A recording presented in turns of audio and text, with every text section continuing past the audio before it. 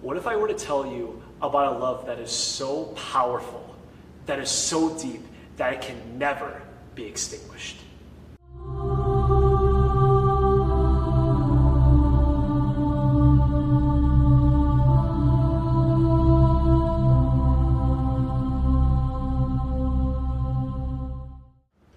Happy Solemnity of the Most Sacred Heart of Jesus, everyone.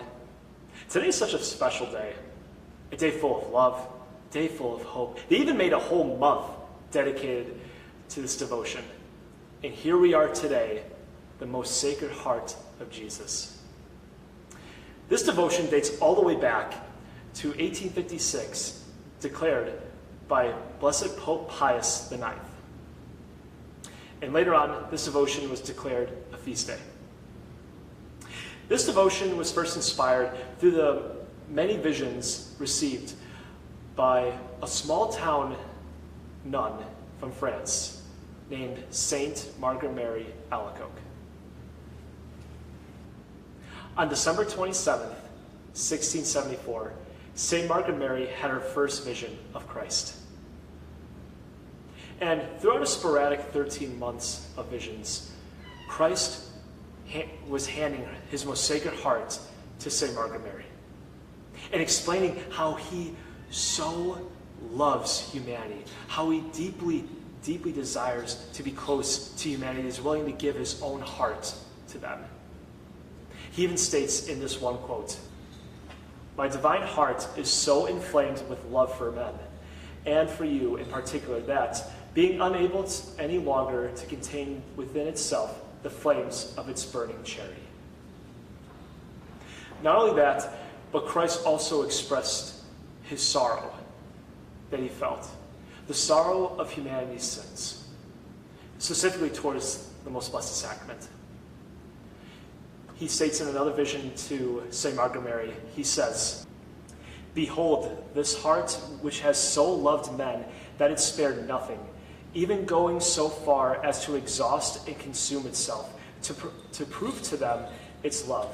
And in return, I receive from the greater part of men nothing but ingratitude by the contempt, irreverence, sacrilegious, and coldness with which they treat me in the sacrament of love." This devotion is so deep, and it's very famous throughout the whole world. And I could talk to you all about what the devotion means and how you do it. But to be honest with you, I just kind of feel pulled just to say one thing to you. Go to Jesus.